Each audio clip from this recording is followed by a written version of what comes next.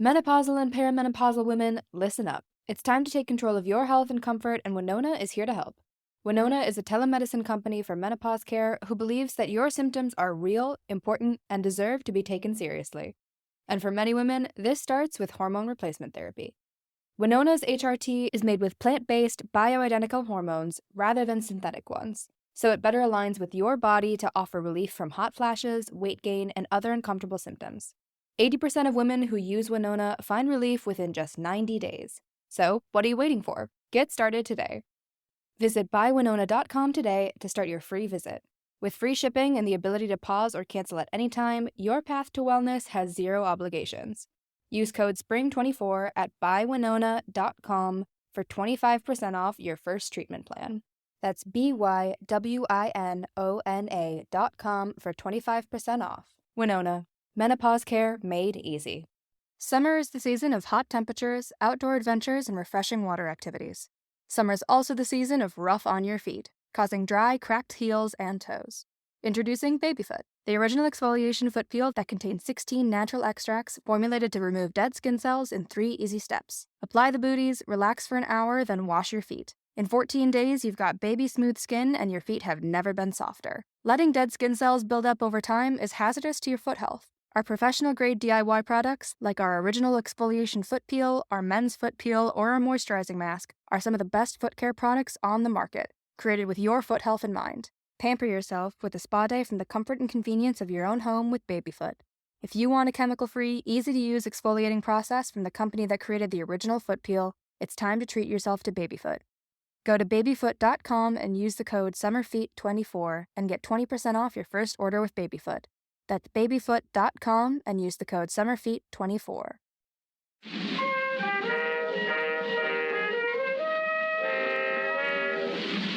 Hello, and welcome to Too Stupid to Live, a podcast that reviews romance novels $5 and under. I'm your host, Becky Feldman, and yes, this episode is up earlier than expected. Why? Why is this episode different from others, you may ask? Well, we are reviewing a Hannukah romance, and as I record this intro, Hannukah is a mere 2 nights away. So today's book isn't just any Hannukah romance that you'd read on a plane ride. No, it's a Hannukah romance you'd read on a spaceship ride. Because yes, we are reviewing my favorite sub-genre of books, alien Hannukah romance. I can't tell you how happy it makes me to see that more alien Hannukah romances are out there. Like, we reviewed one last year, and I thought, oh, that's probably the only one. But nope, there are plenty more. And for me, that's a true Hannukah miracle. So today, my guest and I are reviewing Whisked Away by the Alien by Julia K. Cohen, which is currently $3.99. So before I get to the guest, today's episode is sponsored by Smart Labels. Everyone, how are your holiday preparations going? Are your decorations up? Are your lights up? So I don't celebrate Christmas, but I love string lights. And so I, put them around my apartment because, I'm a whimsical decorator. I'm a whimsical woman. So there was one time when I wanted to get more string lights, and I ordered some, only to discover a few months later, I'm cleaning out my desk, and I already had those extra string lights. I bought unnecessary string lights. And, it's times like that where I think, I really need to keep better track of my stuff. And luckily, now I can with Smart Labels. I use them to organize, my desk storage area, and I'm so glad I did. The other day, I needed to find, a different wire setup for my microphone, and I knew exactly where I put it. Well, I didn't know Smart Labels knew, but that's the point. Smart Labels is an easy way to keep track of your stuff. You just buy a pack of Smart Labels and download the accompanying app, slap a QR code sticker on your storage bin, and the app will catalog it for you. When you need the item later, all you have to do is open the Smart Labels app and it will tell you where it is. It is so easy and it will save you a ton of time.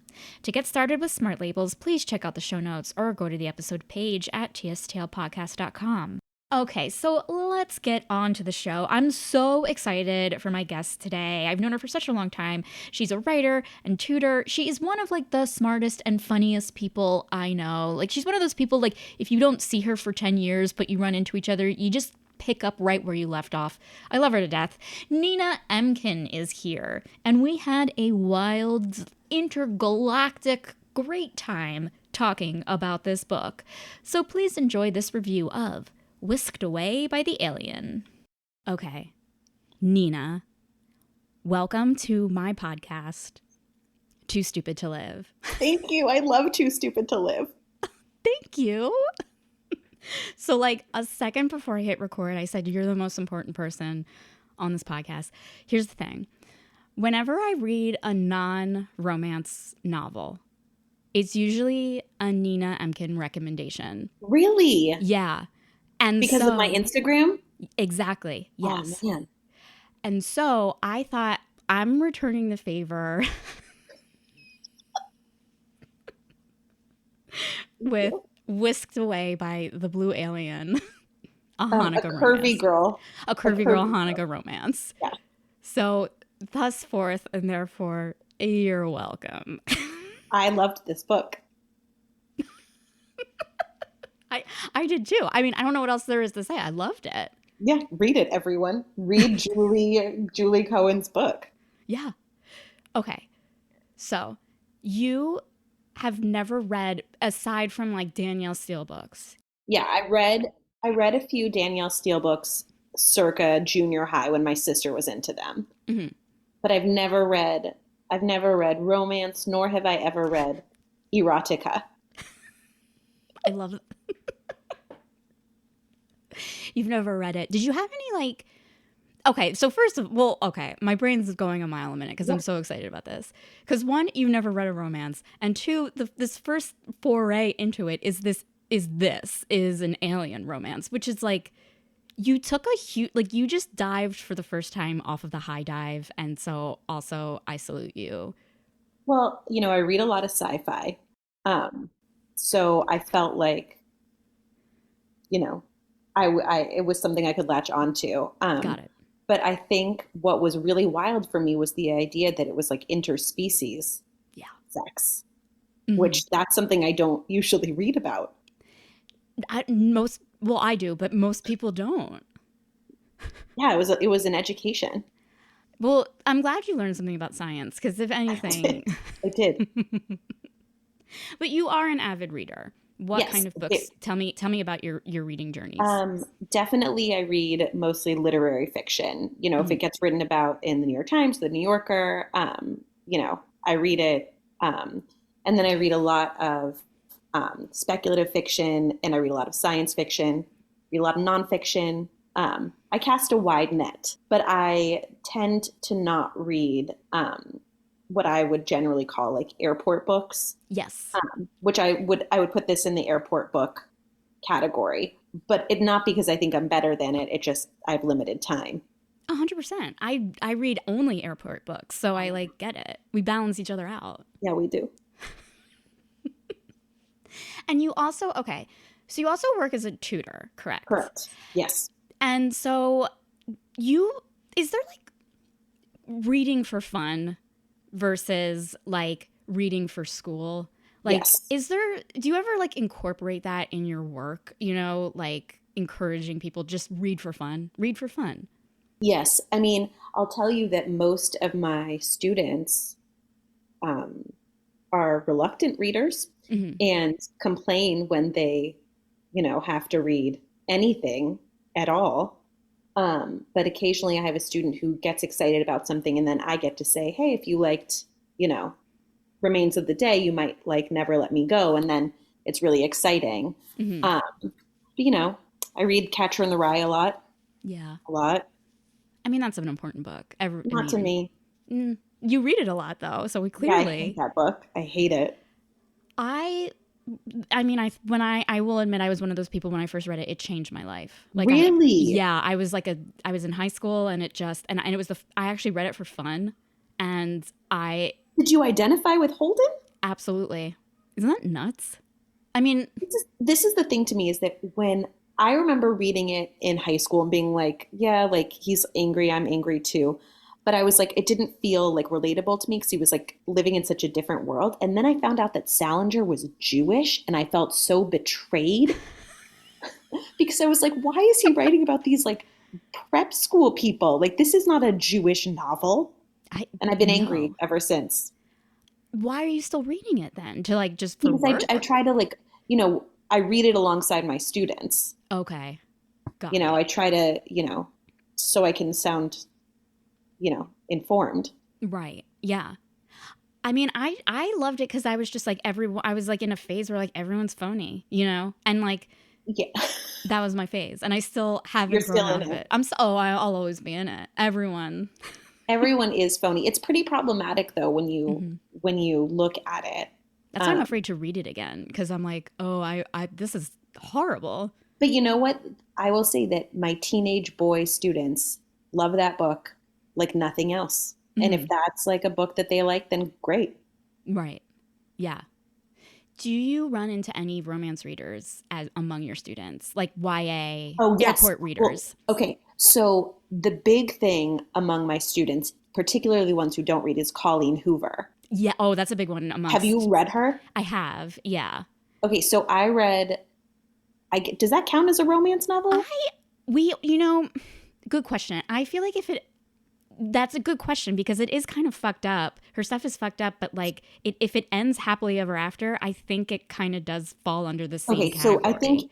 it ends with us, maybe ends happily ever after, Yeah. but Hmm. like there's like rape Yeah. and domestic abuse. It I so the reason I bring that up is that my students love Colleen Hoover.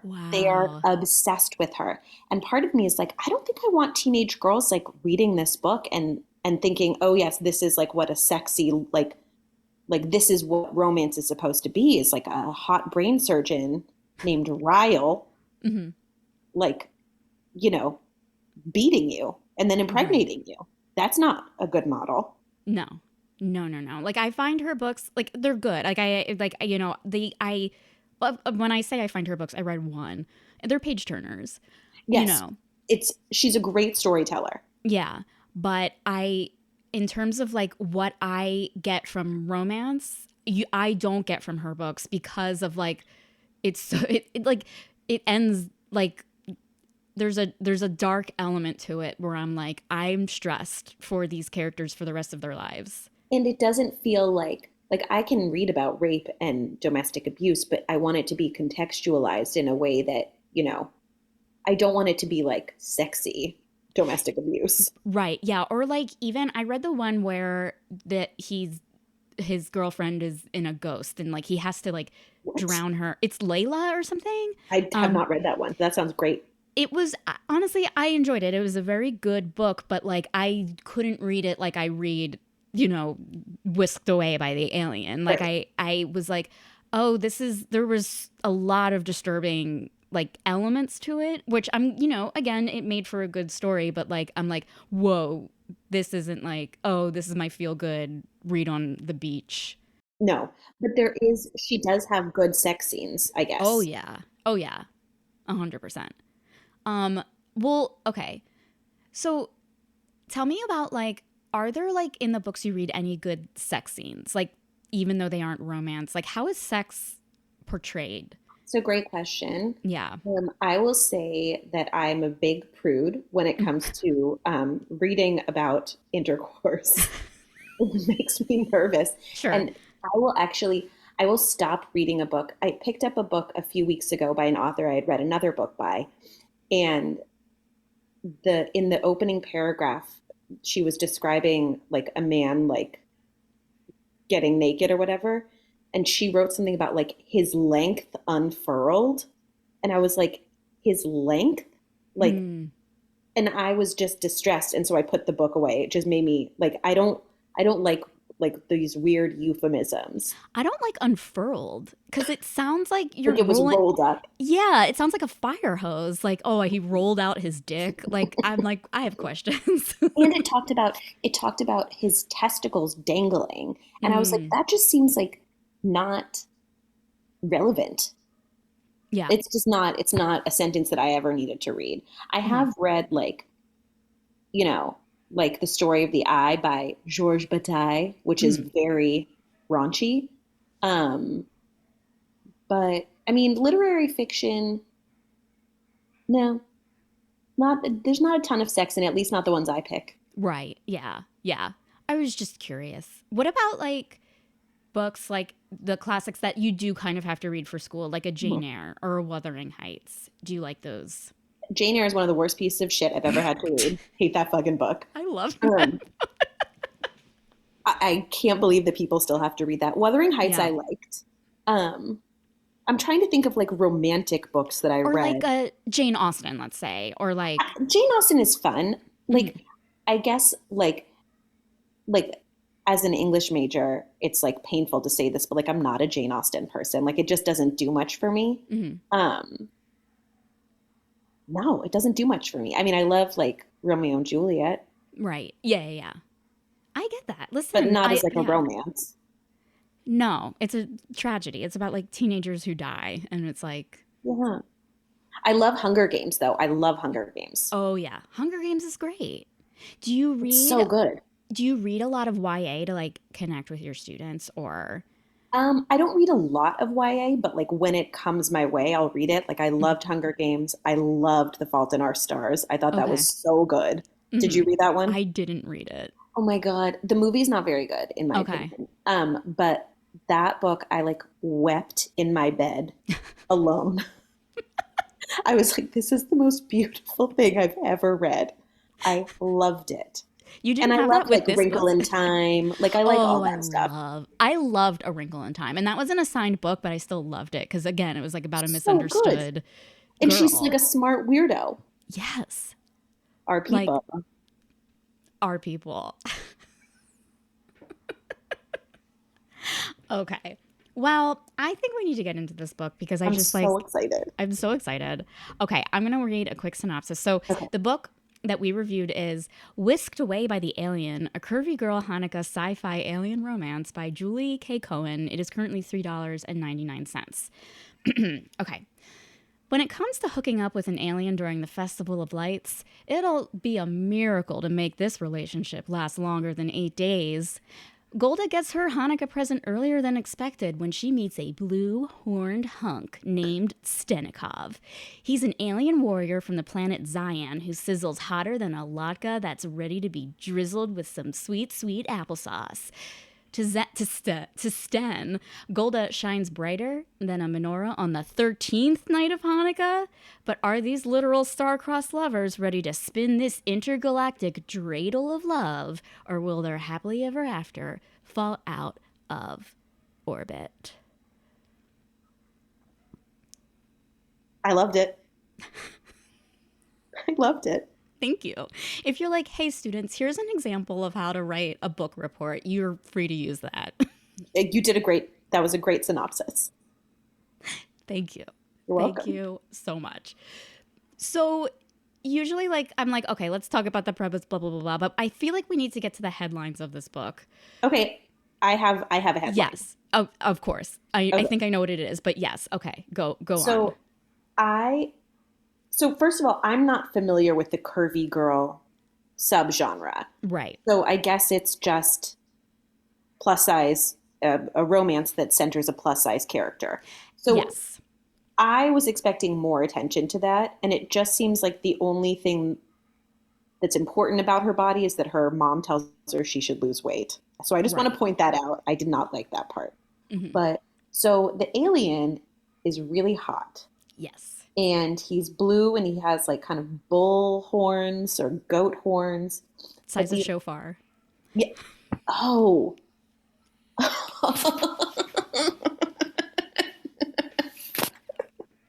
Isn't there a line? Because I highlighted that. She's like, his horns are like the size of a shofar. So this is the important thing to me is that Sten has 2 penises. Correct. One is his pleasure cock. The other is his mating cock. Yes. Now, the pleasure cock he can use whenever he wants, casually. The mating cock only rises for his one true love, which in the novel is called his Sholani. Yes. And there's actually, I highlighted a passage. Can I read it? 100%, of course. Okay. I annotated.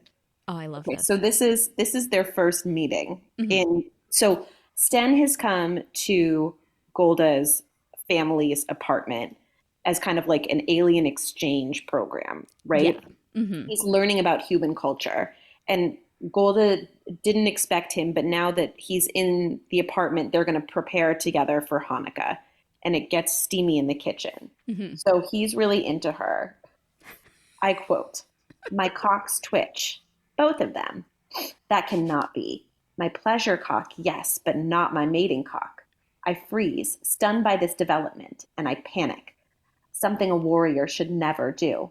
I shift one leg, then the other, trying to adjust my cocks without actually touching them in this female's presence.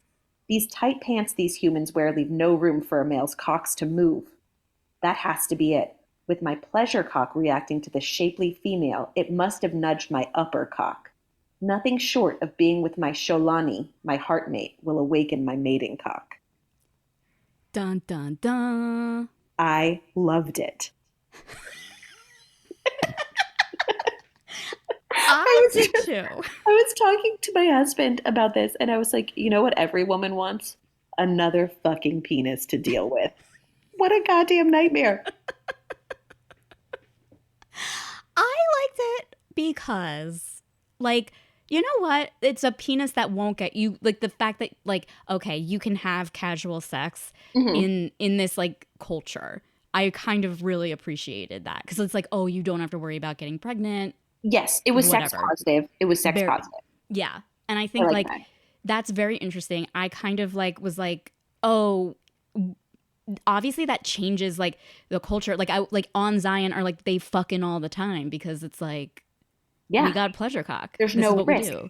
And also, I think the word was frem, F-R-E-M. Correct. Which I didn't really like pay too much of attention, but it was either like a bump on the penis or it was some kind of juice that basically made sex feel really good for women. Yes, like the penis comes lubricated with this frem. Yeah. Right, this pleasure liquid. And and I liked that because I thought it centered female pleasure in a nice way. Correct. Yes. Yeah. I was like, there was like a part in it, and again, I'm jumping way ahead, but also there's a side part where she's also a virgin. So Becky. Yes. That was crazy. Insane. The second time she has sex, she gets double penetrated. What else are you gonna do? She was ready for it, and she enjoyed it. Because of the frem, she was able to, like, is frem available to us? I know. It was like she was able to, like, jump the line, you know what I mean? Sexually. And so I was, like, all for it. And she had no shame, which I loved. Me too. And also, there was, like, a part where she was like, okay, she, like, at the point where she was, like, knows that she's going to be with him forever. Like, we all know how romances end. They're going to be happily ever after, whatever. She's like, I guess I'll never have sex with a guy with one dick, ever. And it's like, oh, no, am I missing out? And then it's just like, who gives a shit? And I thought, society, we all need to, I mean, I honored her. I just couldn't believe that she was a virgin and her first time was going to be with a different species. Yeah. That felt like a big leap to me. Agreed. But in argument's point, conversely, and this is something that blew my mind about this book, there was this huge intergalactic conflict that happened that, like, gets mentioned once, twice. I mean, I think that this book is part of a larger universe. I do too. Yes, I think it is, because I think there is, like, that there's like there is, like, others like in this world where I'm assuming it's a little more, like, not dismal, but kind of acknowledging, like, dystopian. Yeah. Because, like, this was just a sitcom that took place in the Hunger Games that had nothing to do with you know what I mean? Like, that's what it felt like. And I mean, like, there was, like, a lot of alien racism in the book. Yeah. Which I thought she handled. 100%. And I also liked where she was like, she does kind of use it to her advantage, because here's the thing, people, like, don't like aliens at this point because like Earth was, you know, invaded. But the aliens that are on Earth now are good, but they're discriminated against.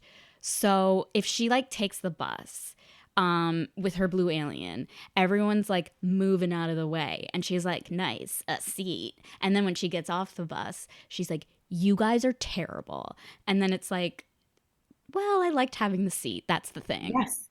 Can I ask questions? 100%. Yeah. Okay. Did you find this book like steamy? I did find it steamy, and I don't know why. It was so insane. Like, but there were just like parts where like, because she was in the way it was written, because she was enjoying it so much, and it wasn't like awkward. Like, he just knew what to do right away. You know, like, let's remember, this is his first time having sex with a human. Great point. Which Great is like, point. and he would just like, you know, checked off all the marks, and it was like, oh, I don't know why I was expecting it. I mean, I've read alien romance like this before. Everything, there's never like awkward. Of course you have.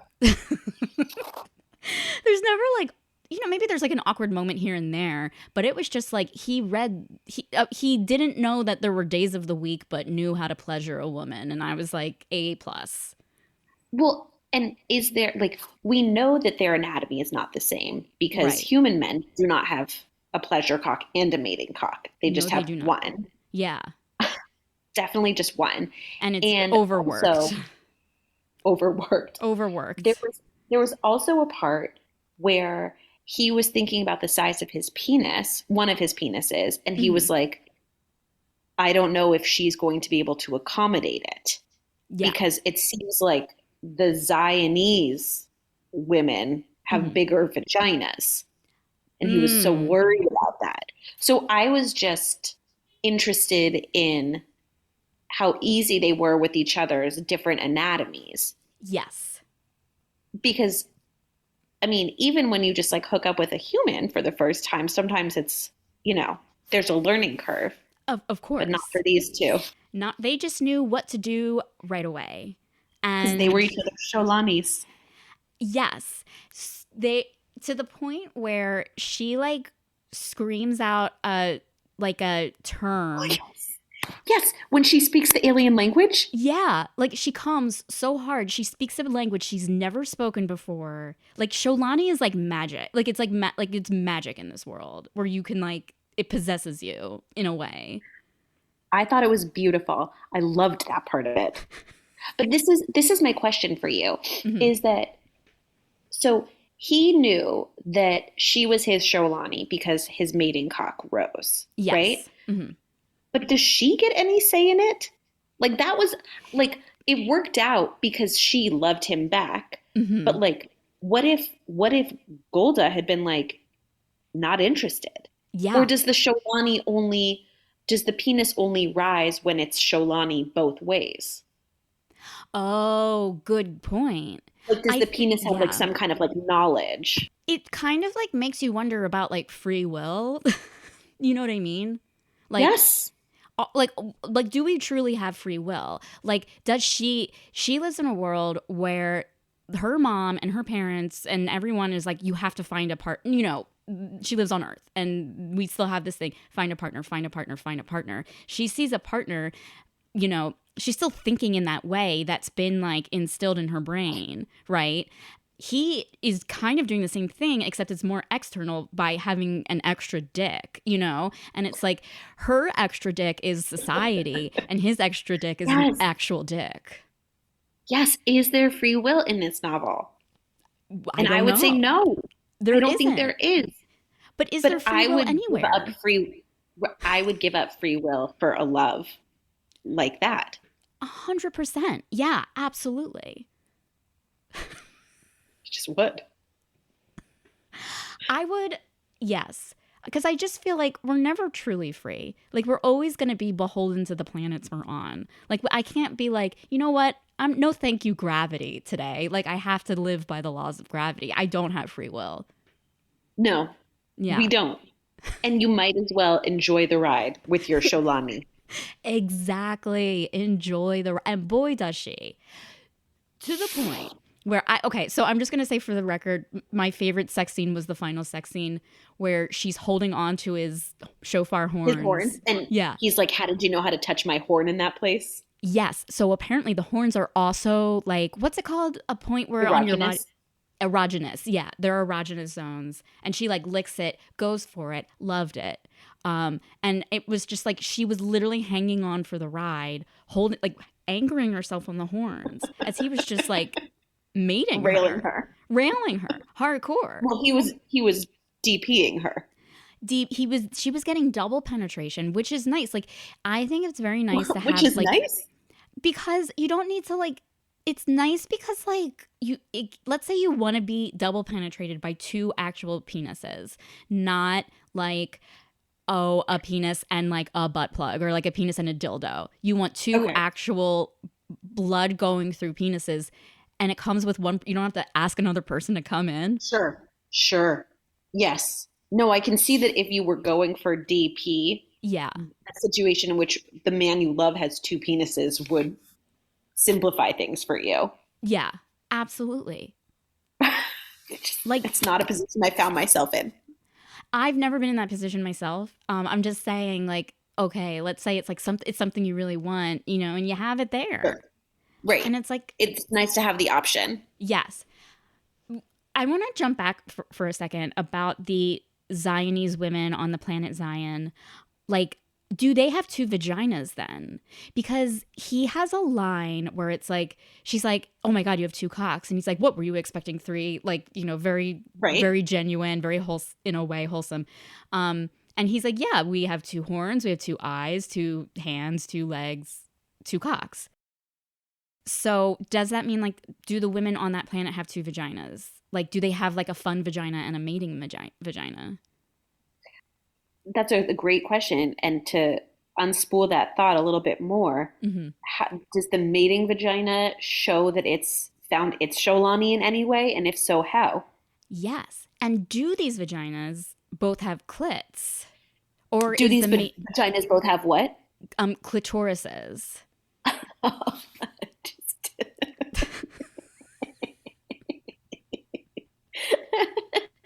Well, your mating one wouldn't. It's just for mating, right? Right. Yeah. But it kind of goes to, like, it's kind of interesting, though. Wait, so you think that both of the Zionese vaginas would feel good to have sex inside of? I think regardless, like, your mating sex is great. Like, I feel like that's probably that's like sex without a condom. But like with like your mating with like your pleasure cock and your pleasure vagina, it's like, it's fun. Interesting. Do you think it's called a pleasure vagina or a pleasure puss? Oh, pleasure puss. I like the alliteration. Yeah. This is good. I mean, pleasure cock is just a great phrase, and I will be using it forever. I highlighted pleasure cock again and again. I'm like, I love these two words together. Words together. Strong same. Yes. I loved it. Okay. So, okay. I know that this is a Hanukkah themed book. Right, correct. And something that I took note of as an English major in reading this book was I thought that her parents were kind of shitty in the way that they talked to her. And it felt like, I'm assuming that Julie K. Cohen is a Jew. But it felt a little bit like weird old-fashioned tropes about Jewish mothers. And I was like, this sucks. That was weird to me because that was jarring to me as well. Because like, I guess like when I read in the book that like aliens invaded, for some reason I thought this took place in the future. And so it was like weird to read like the stuff that her mom was saying that is dated even now, even in 2023, you know, of like, you need to lose weight, you need to find a man. Like no one, like, look, a lot of people still tell me to lose weight, and it's 2023. Yeah, and like everyone tells me I need to get married and do all this stuff. It's true. You don't. You definitely do not. Exactly. That's my point, is that like it's almost like it's an like when someone says something like that, that's so like old fashioned, it's like Right, it's they're like jarring. outliers. Yeah, it's jarring, and it's like incongruous with like everyday lives, and it's like insane that that whoever is saying it doesn't realize that. You know what I mean? So this is what I'll tell you though, is that there was a part where the mom, who really is a bitch, like the mom Yes. sucks. Like she Yeah. redeems herself in the end, but she's just like a harpy. Yeah. Um, there was a part where I think they're all in the kitchen and the mom is like, I don't care that he's an alien, like he has a good body, like hook up with him. Mm-hmm. And that's like literally 100% something my mother would say to me. Like the amount of times that my mom has suggested, I mean, not for a long time since I'm married, but like the amount of times that she suggested that I date or hook up with someone just because she thought he was good looking is unbelievable. It's Wow. unbelievable. Yes. Do like the whole time you'd be thinking my mom's attracted to you. This is weird. It's really weird. And she really likes gay guys. So Mm. she said, tried to set me up with so many gay dudes. It was very weird. Very weird. Nina's mom. My I know. goodness. She's problematic. I mean, Problematic queen. aren't we all? Like we all have like it's interesting how like there's still a divide in traditions in our real world and like kind of like what is it? Kind of like ways of living, you know, like how we Do view the your world. parents put pressure on you to get married? No, I think they've realized at this point they're like, "Well, you do." Like I feel someone else will live with you. We lived with you for 18 years is awful. But Like, I would marry you. You're a oh, fucking dream. I marry you too. Can Thank you you. leave your husband for me and kind of It leave your depends on what your family? income is. I'm Oh, very, very money motivated. oh, fuck.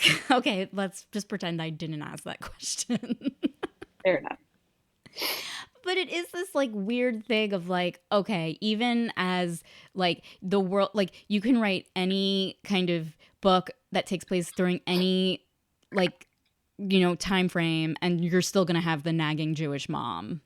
What I liked about the character of Golda was that she like clearly has like outside voices telling her that she is in some way, you know, not meeting the standards that she should, standards of Mhm. beauty or whatever. And yet she's like pretty confident in herself. You know, Yes. she rejected the career path her parents wanted for her. And we haven't talked about the crazy subplot of the smuggling happening at her. She works in a warehouse. Hmm. They're smuggling. It was incomprehensible to me. Yes. But she's like very embodied and like she's an independent woman. She's making her own way. And so I really liked that. But I was like, why couldn't she just be like that without the mom Hmm.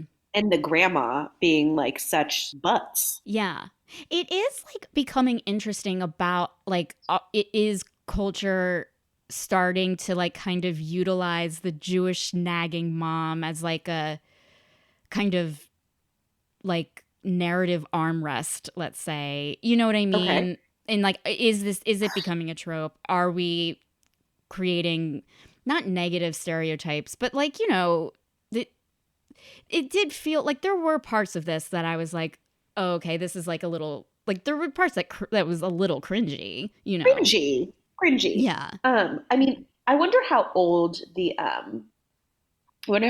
author is. I was thinking the same thing. Yeah.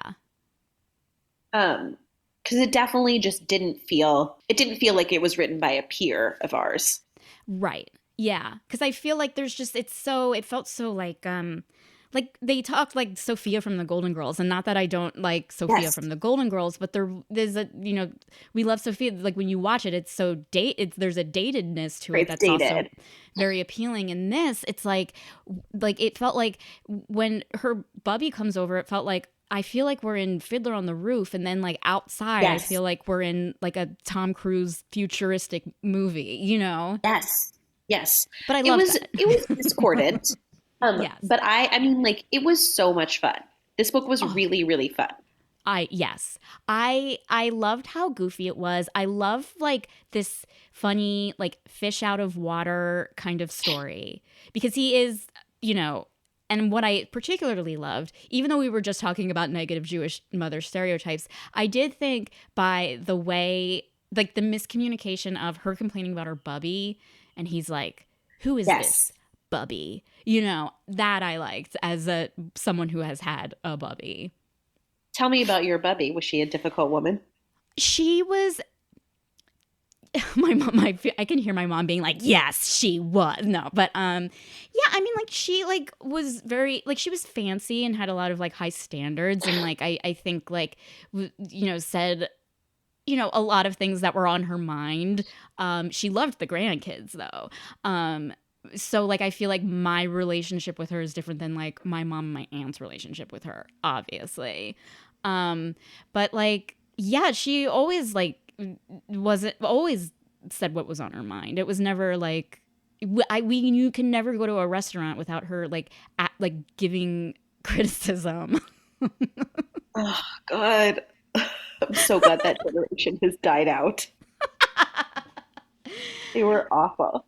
I mean, this happened at a chain restaurant once, and it's like I don't think like I was like 5. You know, we were at like Pizzeria Uno, or I don't even know what she got. She got like I don't even know if she got like pizza or something, but like she got like an eggplant sandwich, and she was like, "Next time, tell the chef that blah blah blah blah blah blah." And it's like, what chef? The chef. Yeah. And like one time like we went like the only time she went to McDonald's she ordered the burger like I'll have a burger medium well or like you know what I mean like she just like is this like yeah. I love that. Yeah, I love her. You know what I thought was weird Mm-hmm. was how mean the grandma was to the dad. Yes. And that I thought went into stereotype territory of like she's calling him like some Yiddish term and Like a putz or a schmendrick or something. yeah. And it felt like very, again, like I kind of wanted it to be earned a bit, you know, like you don't like your son-in-law. Like you have, like, you can not like your son-in-law, but it's like, it felt like so, again, like, oh, let's think of another stereotype, like Right. like the discontented, you know, Mother-in-law. mother-in-law. Yeah. And it's like, ooh, I don't know. I mean, I loved it, but I loved it too. And I was looking, hold on, I want to look. So, like, I get to the end of the book in like the Kindle version or whatever. hmm And first of all, it says the final page is contact me. I'd love to hear from you. Questions and feedback about what you like and didn't like in my novel are welcome. She's mm, an author who wants to hear what people didn't like. I've never heard of such a thing. I welcome, like, what a humble woman. yes. Um, and then so there was a list called Series by Julie K. Cohen in the back, hmm and it lists her different series. So we have alien romance, monster romance, sci-fi romance, parentheses, no aliens, hmm reverse harem romance, which I want to come Yes. back to, and Sure. paranormal romance. So is reverse harem when there's like one lady and she has like a harem of men? That is correct. And I feel like the term reverse harem is a bit of a controversial term, like Oh, in the world of romance, because, like, one, I mean, harems in general were that historically are very, you know, demeaning towards women to say the very least. But also, no. like, reverse harems also existed and it was also very, like, demeaning. So it wasn't like, I feel like there was, like, this thing of, like, oh, we're going to take it back. You know what I mean? Right. So sure, like I get the appeal of using that term of like why whatever. So I think now like the term is called "Why Choose," and kind of the happily ever after it is just a love story between one woman and just like a group of men, and it's just Like this is the like love the story. implication being like why choose among these like 20 men if I can enjoy them all? Exactly. Like they all want her. No, like they're all cool with sharing her. Not sharing, that sounds bad, but like they're cool with this like kind of like polyamorous relationship. And it's like, yeah, why choose? You know, I'm not, they choose, they're non monogamous. Are you open to that in your own life? a why No, choose situation? I don't even want one. Like, I know. multiple ones I have to like think about. Ugh. I think like I've never like I love my husband, but I've Mhm. never wanted a second husband Right. ever. Like I would love a personal assistant. I would love like a full-time maid, Hmm. um, a driver, Right. but I don't need another person for whom I have to perform emotional labor. Yes. You don't want a relationship. You want a transaction. You know what I mean? Like, I love transactions. I love transactions and I love a transactional relationship. I think it's very clear. agreed. I completely agree with that. I like I know what I owe you, and you know what you owe me. It's written down. It's on paper. Good night and good luck. Yeah. This is easy. But men don't think that's romantic. I know, but it's like, yeah. I mean, it is. It. Did you? So you didn't read or watch Fifty Shades of Grey or anything like that? I didn't. They do sign an actual like they do sign a paper contract of like what he's going to do, like of like when they go Like into what like he's this. going to do physically? Yeah, it's like a legal document. Like it's in like the scene is like she's like checking. You know what I mean? Like it's like an NDA, like a not or not an Okay. NDA, but it is like when you start a job or when you sign a Yeah, yeah, prenup yeah. or like whatever. And so it was like, oh, that's so not romantic, but is But it? I it's don't know. liberating. I liked it. And like I will say that I find that guy, Jamie Dornan, I Mm-hmm. think he is one of the best looking people I've ever seen in my life. He's a beautiful man. I agree. I really feel connected to him Same. and I want to say that. But I like the idea that like two people are going into a relationship with very, very clear and delineated expectations and boundaries. Agreed. Yeah. I like that too, to the point where I'm like, I would love to be like a lawyer that like is the person that looks over purely sex contracts. I don't want to like do anything, but I want to look over like sex contracts to make sure everyone's fairly represented, the wording's There okay. is literally 100% a space in the market for that. I'm not even kidding. There are I just so many, like, market yourself. You went to college? but don't I need to go to like law school? Wouldn't I need No. to go to law school to be able to redline a contract in legal words or I whatever? mean, literally, LegalZoom can do it, and LegalZoom is a computer program. So, Fair. Yeah. or Well, I'm already out of a job. Already, the internet's taken over. Okay. Didn't even start this do job it, yet. do it. I just think it's a great space for you to make your mark. Yeah, I want to proofread sex contracts. That's just, And it would be an education because you would learn about new ways of doing it. I would learn about new ways of doing it. I would learn about like how, like what it, like, I would learn about consent and how like consent, and like enthusiastic consent is portrayed and like people like, I don't know. Like, I feel like you just like learning more about people's boundaries and also like learning new things. That would be cool. Yeah. I have a lot to bring to the table. I'd come home to my You have a lot to harem. bring to the table. Yeah. Why choose? I bring out, yeah, it's true. I come home with my wide shoes and be like, man, I had such a long day at work, boys. But guess what I learned? And then everyone gets an assignment, they do their thing, and then I go to bed. I love it. And maybe someone like rubs your feet. Oh yeah, yeah. Oh, who doesn't love a foot? Like there's one guy, like I would love to have like one person in my wide shoes who's like he gets off by just doing like tasks and I don't need to like he doesn't want me to like He's reciprocate. like a task rabbit. Yeah, he's a task rabbit, but that's his kink. And so like he just massages my feet all the time. But is he jerking off while he's doing it? I don't care what he's doing as long as I my mean, feet I are think getting you would rubbed. care if someone was jerking off onto your feet. Or maybe But you wouldn't. I don't know you. You that's true. know? You do not know me. Well, okay. Like I feel like he will massage my feet and give my feet full attention. He is welcome to do whatever he wants Okay. after, Okay. including photos of my feet. And I will gladly give him photos of my feet. That'll be in my contract. I think that you should find that man. I know. I'm repping myself in this situation. Yeah. I just like want one guy who's like my kink is doing everything you hate to do. Going to the more. drive-thru. Yeah. Or like, yeah, exactly. Like getting groceries, like, telling me what taxes are, like that kind of stuff, like doing my taxes. Who's to say what taxes are? Who's to say? We got a tax bill and I was like, I don't want to fucking pay it, man. And my husband was like, you have to pay it. And I was like, no, I don't. Like, I'm a sovereign citizen. I'm not paying fucking taxes anymore. What has this country done for me? And then he was like, this is not to the United States government.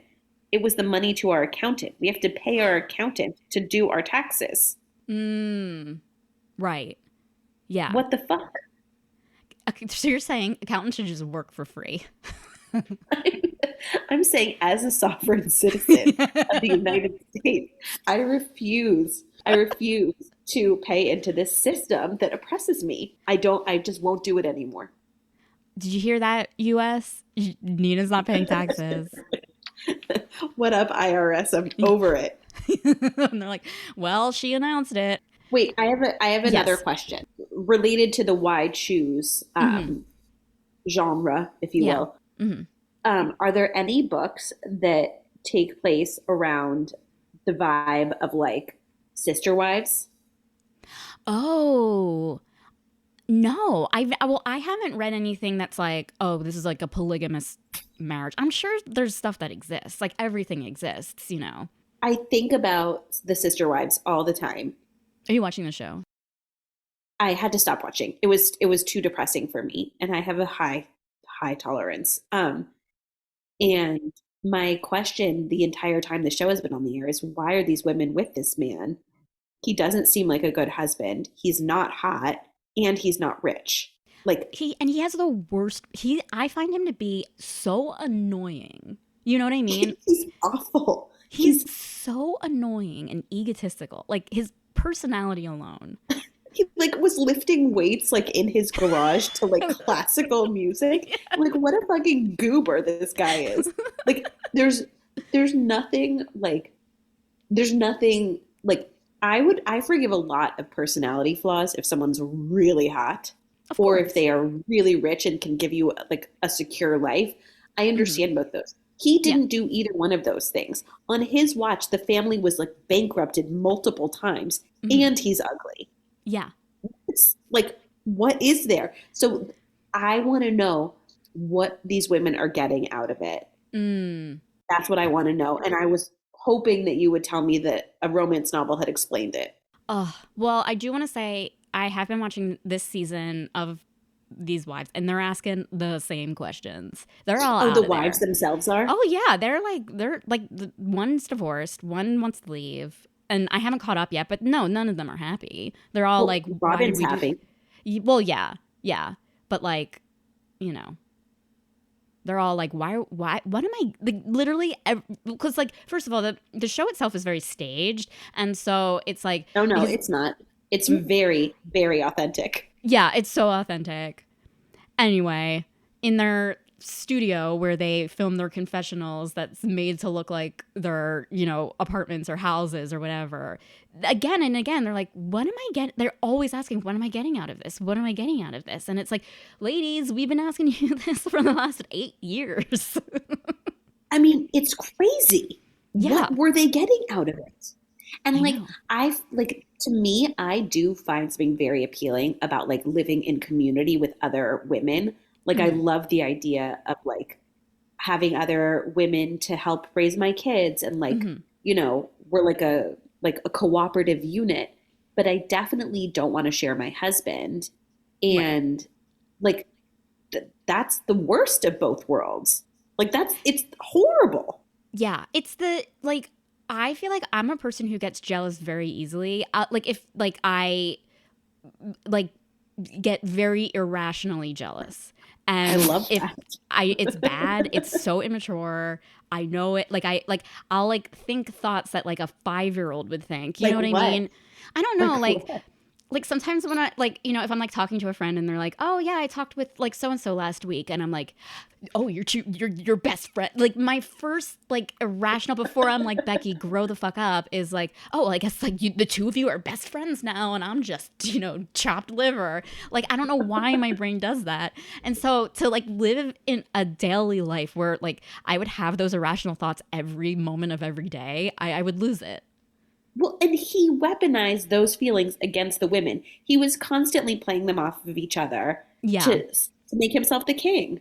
Yeah. And it's gross. And it's like, yeah, it's Gross. not like Steniklov or whatever his name is, who I love. Stenikov. He Stenikov. is Stenikov loves Golda. He loves her. Like, he loves her. He loves her smell. Mm-hmm. He loves the way she looks. He thinks she's beautiful. And she's like, And that she's smart. And smart. Yeah. He thinks she's like perfect in every way. Like she's his Sholani. But we get to this plot point where he reveals that he's leaving at the end of Hannukah. I know. They have sex for the first time. She loses her virginity. It's perfect. And then he's like, well, I'm leaving in a few days. And she feels used. Yeah. And they have like kind of like their break, like kind of like a break. You know, they have their fight. And it's heartbreaking. I was heartbroken. My heart was broken. Really? Well, you know, in terms of my heart, I mean, you know, like in terms of a reading, like it wasn't like broken. Sure. Broken, I mean, you know, it felt to me like, I guess, I mean, I'm a very, I would call myself a deliberate person. And so, like, I personally like to have conversations about like expectations before I experience someone's pleasure and mating cock. And so I felt a little bit like, what did you guys think was going to happen? Like, you didn't talk about this, you didn't communicate. But I guess that doesn't make for like a sexy book to have that kind of conversation. yeah. I mean, I think it could have been sexy. Like, I think like, you know, there is something like very like their final like when they have sex before when they think that they're going to be apart from each other, you know, Like in the warehouse.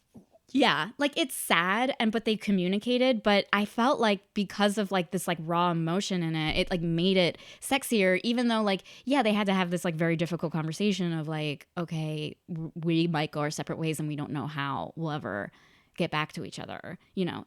And like, I don't know. So yeah, I mean, I think it can still be sexy, but I just like felt like, again, like books about like losing virginity have started to kind of make me feel weird a little bit, because it's like, I don't know, like it's like stop worrying, like why are we all worried about virgin, you know what I mean? Like stop putting a thing on the thing. Well, so I read something recently that we need to stop calling it losing your virginity. Mm-hmm. Have you been a part of this Yes, discourse? I have And been. I think it's really interesting, like interesting reframing, because it's like, you know, like dismantling the idea that our like purity is something that we give away. And which like I'm like I have never been pure, just even when I was a virgin, I was deeply impure. And I think like the fanfare around like giving your flower to someone is like horrific. It's disgusting. I find It's it, really disgusting, especially yeah. if you gave your flower to a fucked up person and then you're like, fuck, I gave my flower to the wrong fucking dude. Yeah. Well, that's the thing. And that's why I feel like, again, like there's like all this like dysmorphia about sex, because it's like, oh, okay, we put this like pressure to like, you know, like if it doesn't go as planned, which happens to a lot of people, like, oh, now it's like, now it feels like you're branded with this awful story of how Right. you've given up your virginity. And it's like, oh, you're never going to be able to get that back, or, you know, I don't know. It's just like, oh, but if you like reframe these experiences as like not the first or last or whatever, it's like these are just human experiences, then it's like it's more palatable to it's easier on all of society. Yes, it takes the pressure off of any one experience. Yeah. Yeah. And I feel like with like, I know that for some people, maybe this is a fantasy, this is a turn on, like the whole idea of a virgin. Sure. I am just like kind of, for me, a little over it. I'm a little over it. A lot over it. I have never once fantasized about having sex with a virgin. It's like horrific to me. I mean, I'm a straight woman, but no. No, and it's like, I mean, maybe it was like part of like her character arc where it was like, oh, she wasn't getting attention from men and, you know, she's finally whatever. But it just felt like just this emphasis on P and V, like sex is just like, it's P's so in V. Let's be clear. I'm sorry. I apologize to all of the Zionese aliens out there. P's and V. Okay, let's talk about the side plot real quick about she's working in this warehouse and they're like smuggling weapons or something. Yes, they were smuggling like the alien blasters. Right. So when the aliens, like this coalition of aliens, like attacked 20 years ago, again, no big deal. It happened. Blah, blah, blah, blah, blah. Life's back to normal. I loved it. I loved it. But they like left weapons behind, I'm assuming. And so then you have these like bad actors who are kind of trying to sell it on the black market. And unbeknownst to her, it's being sold at the warehouse where she works, and she gets caught in the wrong place at the wrong time. And then all of a sudden, all of a sudden there's like guns, and like I was like, whoa, oh God, oh my God. Like Jesus Christ, I got scared. Oh no. Well, not scared, but like, you know, I was like, oh, where's this going? Like I just thought this was gonna be like a cute like Hanukkah thing, and then it's like all of a sudden she's like hiding from dodging bullets from the blasters, and instead gets shot. He does, yeah. And then to make matters worse, once like the guys are, I guess then kills them. He killed them. He impales one of them with his horns. And then they have to stay in the warehouse with the corpses. Yes. He gets shot, and she's like, oh no. She tries to go out to get help, but it's Hurricane Gertrude or whatever. And you have to remember, there's no phones anymore because the world has been thrown into poverty as the result of the alien colonization. So no one has phones, and there's no like police presence. You're on your own. It's the Wild West. Exactly. Yeah. The buses are running though. But late. The buses are often late. Hanukkah's back in business, you know. But it's hard to buy candles. It's hard to buy candles. You got to make do, which I liked. You know, it's a weird state. Like, it's like, that's kind of like what blew me away about this book is like the world is in such this weird post-apocalyptic state, but it was like, it's the first night of Hanukkah, Baruch atah Adonai. And I'm like, what is reality? I love this. But you know what? It shows that Jews persevere. There is continuity of tradition. And I love that. Is. We have always lit those candles no matter what. Yeah. They lasted. Like, even if, like, they don't, last, but, like, like, if anything, we're the menorah, we're the oil. We are the oil that can never be extinguished. Isn't that true? And, I mean, I think that book goes to show, to the point where, you know, this is what I really liked. The final scene in this book, because there is an extra chapter that you could get from her website that I did read. Oh. But, you know, she has to make a decision. Do I stay or do I go? You know, classic decision. She decides to go, obviously. And like their final scene is it's the last night of Hanukkah and it's in space. They're on his spaceship and they have like a beautiful moment where they light the candles or, you know, whatever they use for candles in space. And I was like, this is my favorite book of all time, I think. Oh, it was really sweet. It was so sweet. And what I liked about it was because Sten surprised Golda with the candles. It wasn't her doing. And he was like, look, I'm taking you away from your family, from your home planet, but this is your culture and your tradition, and I'm going to honor it and celebrate it with you. And I see how important it is. And that was really romantic. I thought it was so romantic. He knew how to say the prayers. Like, he speaks Hebrew. She speaks Zion. Yes, that's true. There is like a common, they have like a language thing called common in this world where it's like, English. Let's be real. It is English.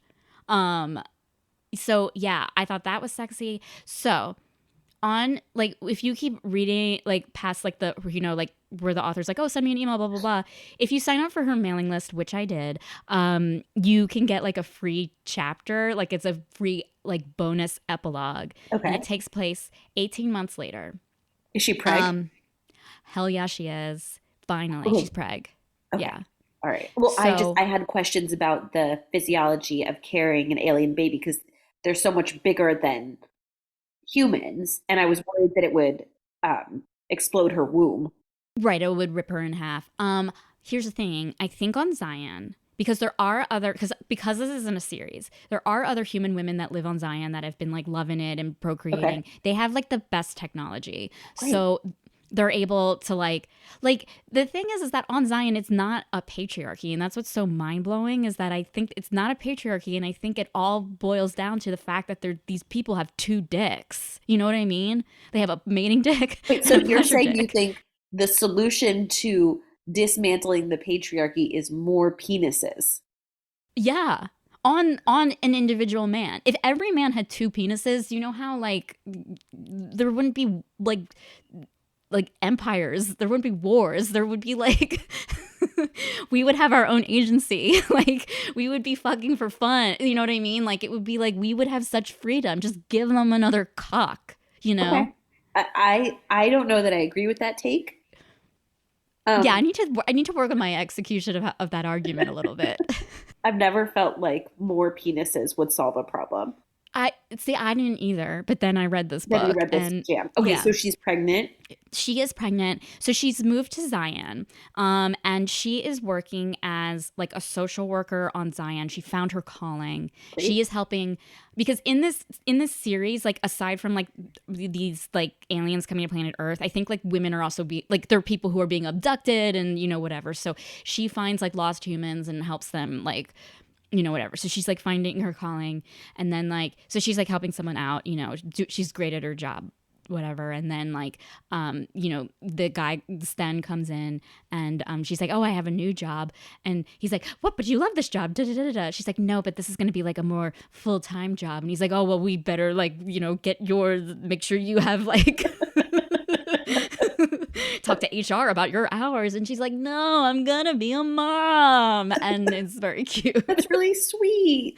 It was very sweet. I love that. I love babies. So in this bonus chapter, there is like another, I'm assuming is the protagonist of another book. Yes. I have a question. Yes. If she gives birth to a male child, mm-hmm. Do both of his penises get circumcised? You just read my mind. Really?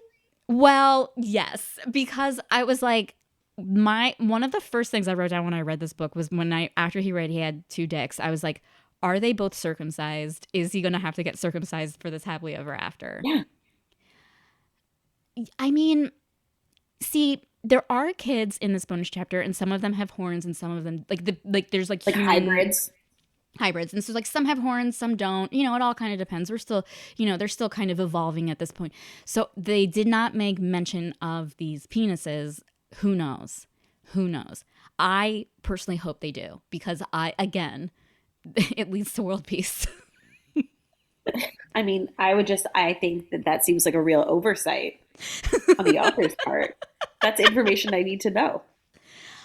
Oh yeah. Like it's like the first, because like, here's the thing. I did think that because it's like, there is a line where like, again, like I think you mentioned it earlier where they were like, oh, it doesn't matter that he's an alien, just raise as long as the kids are raised Jewish. Right. And so that's why I'm like, well, okay, then if he has two cocks, like what my brain is asking, are they circumcised?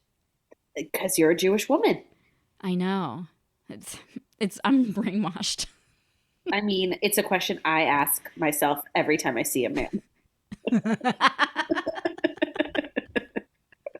Same. It's the only thing on my mind.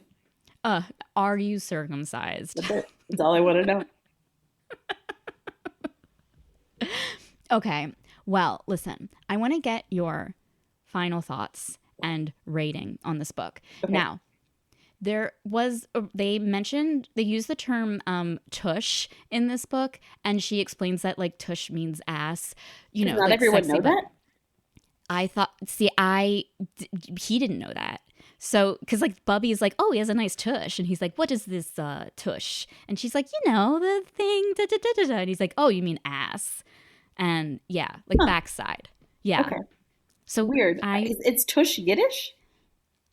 No, I looked this up today, actually. Funny you ask. So tush derives from like this like Middle English word that's like, that kind of derives from like tusk or something that Okay. means protrusion. So when someone has like a so it started to mean protrusion, and then when someone, when has like a cute protruding butt, it started to become tush, Okay. tushy. That's according to Google, the evolution of the word Okay. tush. Which I found interesting. Sure. Yeah. So the rating is, you're gonna rate blue tushes 5 out of 5. No, we're doing it 8 out of 8 blue tushes means you loved it. 1 out of 8. Yeah, because of the 8 nights of Hanukkah. Like, I should be I'm a pious Jew, as everyone can tell. So so final thoughts and a rating of blue tushes. Okay, so my final thoughts were, this would not be a book that I would read not a Kindle version of, because the cover is explicit. But I enjoyed it. I read it very quickly. I thought it was sweet and romantic, and I thought there was some nice, smutty parts of it that I think any woman or sentient human could enjoy, or sentient alien, to be fair. Um, I will give it 7.5 out of 8 blue tushies. Oh my gosh. That's a great rating. Is it? Yes.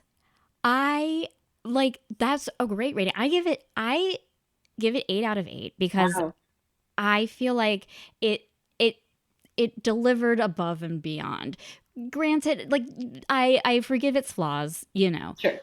but it just like did what it needed to do. It was so, everything about it was so ridiculous that it was perfect.